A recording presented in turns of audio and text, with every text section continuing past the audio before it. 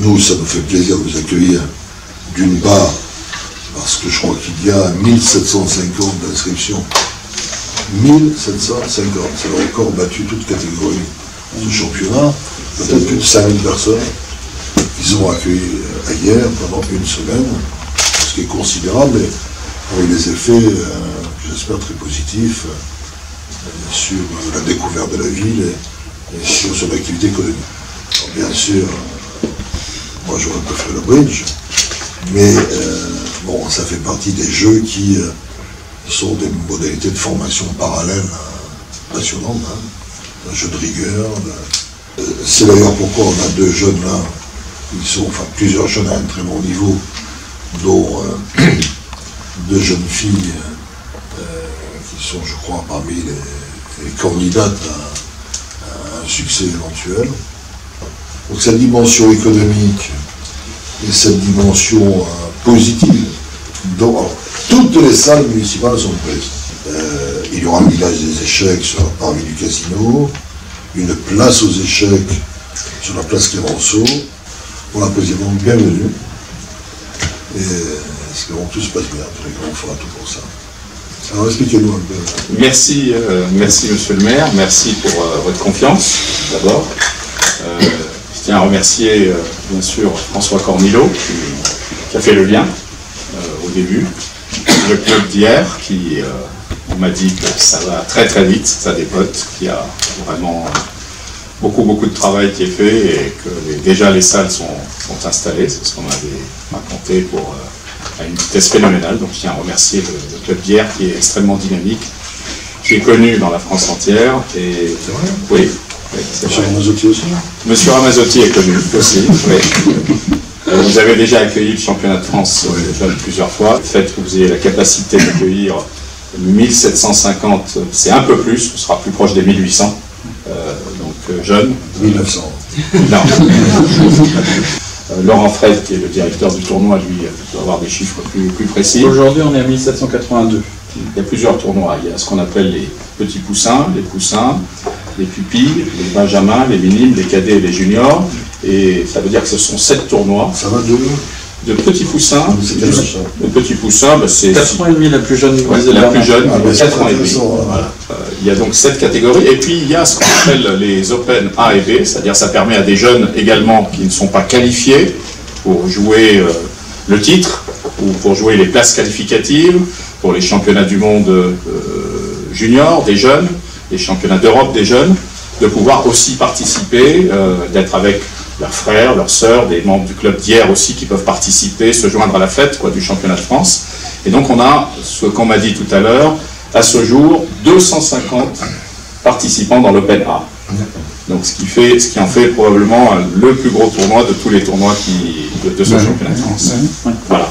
Donc on a une diversité, donc on a des enfants qui viennent de toute la France, de toutes les ligues, et puis donc à l'issue de ce championnat, d'outre-mer aussi, absolument. On va probablement dépasser les 5000, c'est un congrès de plus de 5000 personnes qui va être dans la ville pendant une semaine. On a aussi, ce qui est, je pense, important de le souligner, la marraine du championnat qui va venir, c'est la joueuse la plus capée de l'histoire des échecs féminins qui s'appelle Suzanne Polgar. Alors Suzanne Polgar a été championne du monde et elle viendra fêter le 19 avril, elle sera là avec les enfants, c'est 50 ans, elle vient les fêter hier. Donc c'est son jubilé. Quelle nationalité? Alors elle est d'origine hongroise mais elle est américaine et elle est très connue aux États-Unis et aujourd'hui elle a une chaire à l'université Webster où un petit peu comme dans tous les sports, vous avez le rugby, le foot américain et elle a la chaire des échecs où elle accueille pas mal de joueurs ou de grands maîtres qui finissent leur cursus, que ce soit en finance, en médecine ou dans d'autres, et en même temps, de là-bas, elle s'occupe d'eux aussi pour améliorer leur niveau. Et donc on a les plus grands champions actuellement qui jouent sur la planète, qui sortent aussi de son école, elle sera là. Donc pour tous les participants, Suzanne Polgar, c'est une grande figure. Et puis on aura également le président de la FIDE, qui viendra, donc le président de la FIDE, Arkady Dvorkovich, qui a été... C'est la Fédération internationale. C'est la Fédération internationale des échecs, donc qui est mon président, puisque je suis président délégué de la Fédération internationale, et qui nous fera l'honneur d'être là aussi, à Hyères, qui va voir aussi ce qu'on est en capacité de faire en France, puis je crois que c'est un des tournois les plus importants sur la planète. Déjà en France, c'est le tournoi le plus important par le nombre de participants. C'est le tournoi le plus important de la Fédération française des échecs. Et notre président, donc la Fédération internationale, a été l'organisateur de la Coupe du monde de football en Russie, donc côté russe. Mais c'est surtout un bonheur à chaque fois pour tous ces jeunes qui viennent se retrouver chaque année.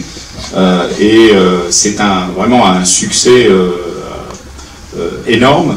Les parents sont là, des entraîneurs sont là, les clubs sont là, présents.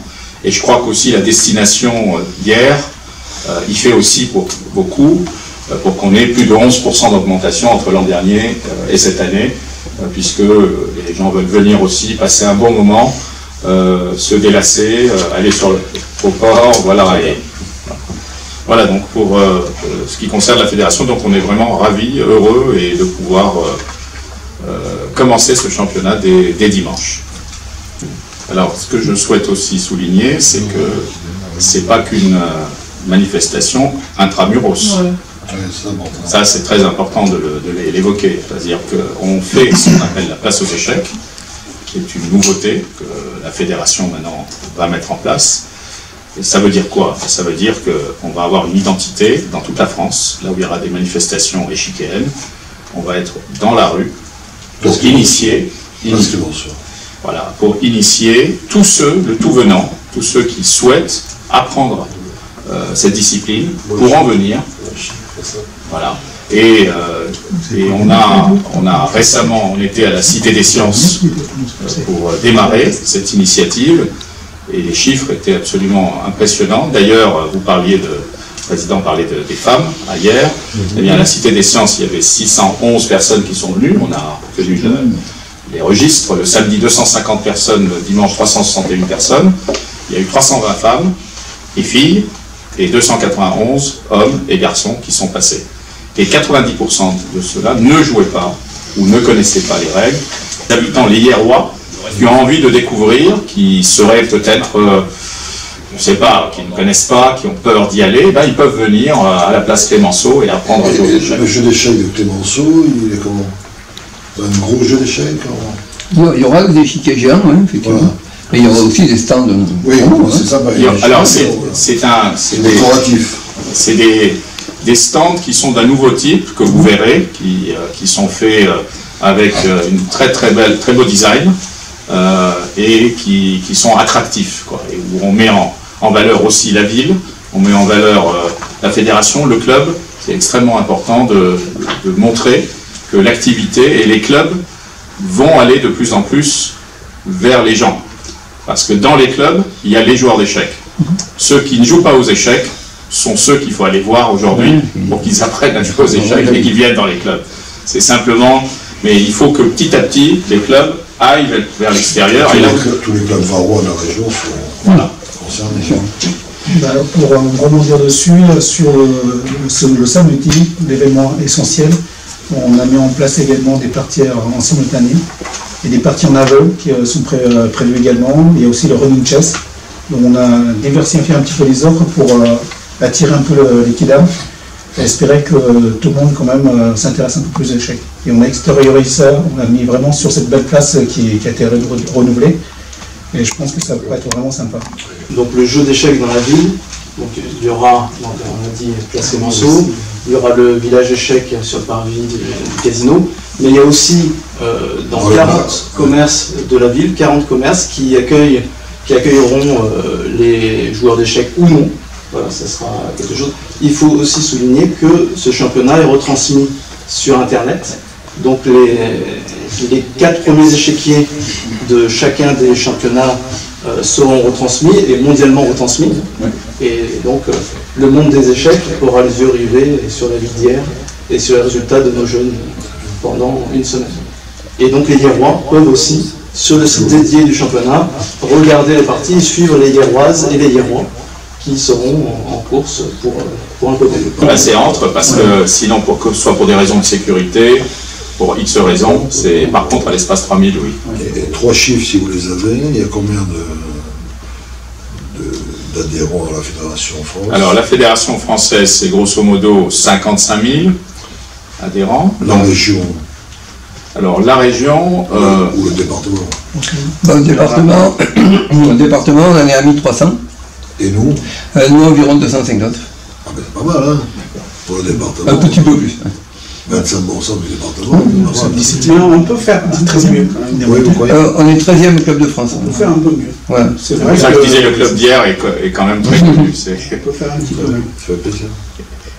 Et pour autre information importante, en chiffres, la Fédération française, c'est 68% de jeunes de moins de 20 ans. Sur le chiffre que je vous ai donné. Ouais, c'est donc très scolaire au départ. 68% de... Oui, c'est la base. Et la FIDE, la Fédération internationale, c'est 191 pays. C'est une des plus grandes fédérations par le nombre de pays adhérents aussi. Le président qui va venir. Suivant comment... Non, ce ne sont pas que les... Aujourd'hui, ce sont... J'expliquais à Monsieur le maire la dernière fois que, en fait, on a toujours un parallélisme entre les puissances économiques, stratégiques du moment et les grands champions. Aujourd'hui, ce sont les Chinois et les Indiens en majorité qui dominent. Les Chinois chez les femmes, les Indiens chez les hommes, avec une particularité, c'est un génie norvégien qui est le champion du monde actuellement, comme il y en a eu 2, 3, 4 dans l'histoire. Mais sinon, en général, c'est toujours la puissance stratégique, économique, militaire du moment qui produit le champion qui domine le monde. Voilà, c'est un peu le paradoxe, je rebondis sur ce que vous dites, des échecs qui sont classés dans les sports. Et justement, ils sont classés dans les sports parce qu'on ne mélange pas les garçons et les filles. C'est ça? Alors, c'est classé. Est-ce que maintenant on le mélange?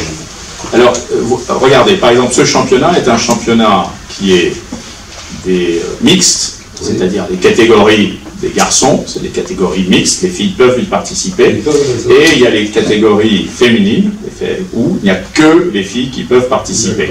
Disons que c'est quelque chose d'historique. Les femmes ne jouent pas depuis très longtemps aux échecs, et cet essor féminin a une centaine d'années maximum. Et c'est les 40-50 dernières années qu'il y a eu un plus grand essor. Aujourd'hui, à la Fédération française, malheureusement, il n'y a encore que 22,22% de femmes qui jouent.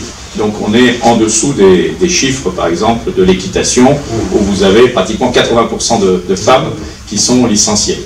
Donc voilà, on a un retard à rattraper à ce niveau-là. Les garçons sont meilleurs que les filles. Alors, les garçons ne... Non, il ne faut pas dire les garçons sont meilleurs que les filles. D'ailleurs, la marraine qui vient, c'est Suzanne Polgar qui a battu beaucoup de champions, de grands champions d'échecs, qui a déjà joué avec les Karpov, Kasparov, pas mal de joueurs. Donc, elle sera là parmi nous. Mais on a, disons, de manière sociale, il y a un effort qui est fait. C'est-à-dire, cette année, nous faisons un effort à la Fédération française aussi pour que les femmes accèdent plus aux échecs. Le fait qu'on fasse la place aux échecs, on s'adresse aussi à un public féminin de mamans avec leurs enfants qui viennent, qui peuvent s'adonner à une activité, apprendre le jeu, ce qui n'était pas fait auparavant, où on était seulement dans des milieux fermés, dans des clubs, où il faut faire la démarche, y aller. Donc là, on essaye d'ouvrir un petit peu plus le jeu. Pour info, les échecs. Alors il y a à peu près 1400 ans. Donc je reviens juste sur la définition du sport. On concourait récemment pour les JO. Voilà.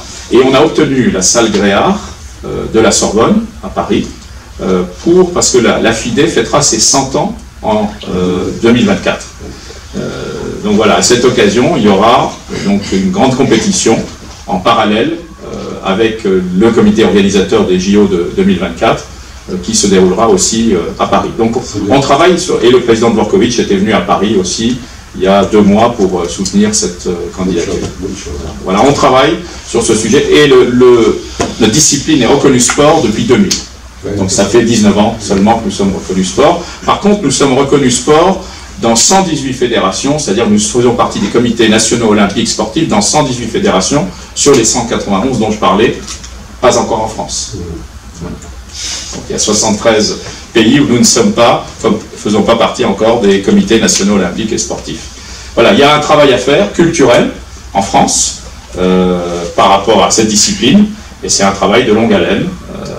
qu'il faut faire au quotidien. Chez vous, c'est culturel, je veux dire, parce que le club Bière, la ville s'engage depuis longtemps, et donc vous avez réussi à faire un travail qui petit à petit porte ses fruits. Cette année, ce sera probablement historique en moins de 18 ans, où il y a toute une partie des filles qui ont décidé de jouer avec les garçons en mixte. On n'a jamais eu un nombre aussi important, donc ça c'est une chose. Et puis aussi par rapport à l'encadrement, au niveau de l'arbitrage, l'équipe sera encadrée par Chantal Hennequin qui est une locale, donc arbitre international de hier, et une femme.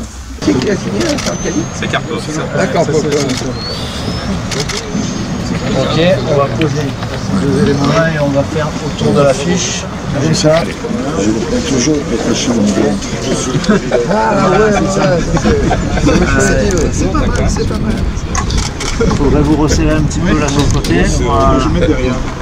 Voilà, dans les intervalles, c'est encore mieux.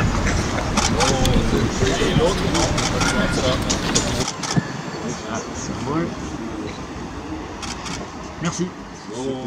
Et l'autre, non, on n'a pas besoin de ça.